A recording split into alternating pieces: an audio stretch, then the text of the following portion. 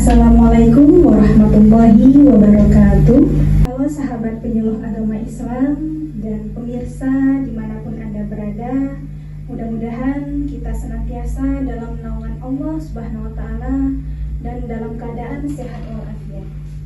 Jumpa lagi bersama kami dalam program podcast penyuluh agama Islam Suara Dakwah Pok Jalung Kabupaten Sidoarjo. Saya Istipada SH dan ditemani oleh narasumber kita kali ini, yaitu Bapak Santoso Wijaya SAG. Beliau merupakan penyuluh agama Islam Kecamatan Prambon. Kita sapa. Assalamualaikum Bapak. Waalaikumsalam warahmatullahi wabarakatuh. Gimana Pak kabarnya hari ini? Alhamdulillah. Baik nggih. Sehat walafiat. Alhamdulillah. Memang sudah tampak wajahnya sudah berseri-seri ini. Alhamdulillah. Ya, alhamdulillah Pak. Hari ini topik pembahasan yang akan kita bahas yaitu mengenai bagaimana makna hijrah Rasulullah ke Madinah.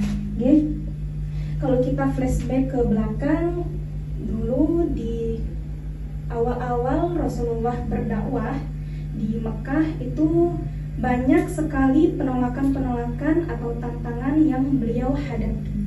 Karena dari kaum beliau sendiri yaitu kafir Quraisy, ya, orang-orang Quraisy tidak menerima dakwah yang disiarkan oleh beliau Rasulullah SAW. Nah, menurut Bapak sendiri bagaimana kita memaknai hijrahnya Rasulullah ke Madinah? Mungkin bisa diceritakan Bapak? Assalamualaikum warahmatullahi wabarakatuh. Alhamdulillah wa syukurillah wa la hawla wa la quwata illa billahil aliyyil azim. Rabbi shrah li sadri wa yassir li amri wa hlul 'uqdatam min lisani yafqahu qawli.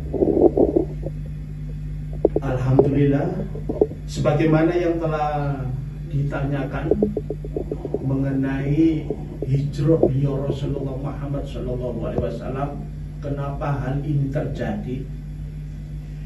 Hijrah Rasulullah Muhammad SAW dari Makkahul Mukarramah menuju Madinatul Munawwarah yang pertama adalah atas perintah Allah Subhanahu wa Ta'ala, yang mana Allah berfirman di dalam surat Al-Baqarah ayat 218.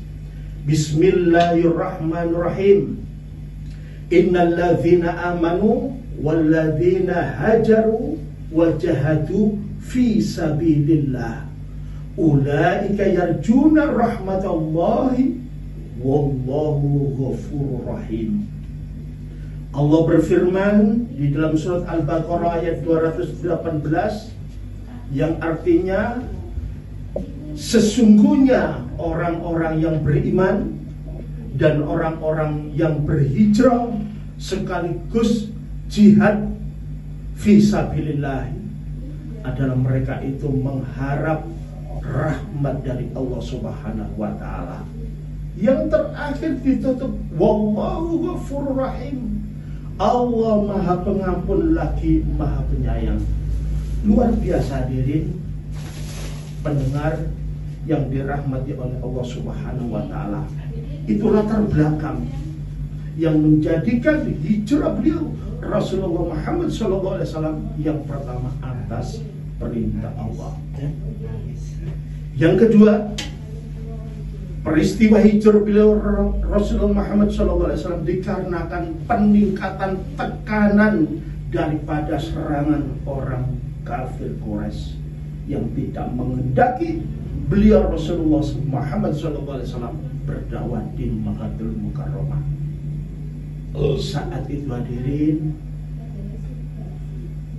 para pendengar yang dimuliakan oleh Allah Subhanahu wa Ta'ala, Salam itu bisa menjadi pacuan untuk kita supaya kita menjadi hamba Allah atau umat yang senantiasa bersabar, supaya kita bisa mencapai apa yang kita inginkan. Begitu juga yang dicontohkan Rasulullah ketika beliau hijrah ke Madinah, yang dulu awalnya ditolak mentah-mentah sama bangsa beliau sendiri, yaitu kaum Quraisy. Kemudian beliau hijrah ke Madinah untuk mendapatkan syiar beliau, untuk mensyiarkan agama Islam waktu itu. Dan banyak umat yang sudah berbondong-bondong masuk ke dalam Islam. Kita sebagai penyuluh agama Islam itu bisa meneladani sifat beliau. Bagaimana menyikapi atau sikap kita terhadap peristiwa beliau Rasulullah Muhammad SAW hijrah pada saat tahun 622 Masehi. Kita juga sebagai umat beliau Rasulullah Muhammad SAW tidak hijrah dari Makkatul Mukarramah menuju Madinatul Munawwarah, akan tetapi secara fisiologisnya adalah kita berhijrah dari hal-hal yang tidak baik menuju kebaikan, dari yang baik menuju yang lebih baik, dari yang lebih baik menuju yang terbaik. Oleh karenanya, para pendengar yang setia, yang dirahmati oleh Allah Subhanahu wa Ta'ala, kita harus bercermin atas peristiwa hijrahnya Muhammad SAW. Rasul Wijaya SAG telah menyampaikan tentang bagaimana kita memaknai hijrah Rasulullah SAW, perjalanan beliau dari Mekah ke Madinah. Ya, demikian pemirsa, cukup sekian yang dapat kami sampaikan. Kurang lebihnya kami mohon maaf yang sebesar-besarnya.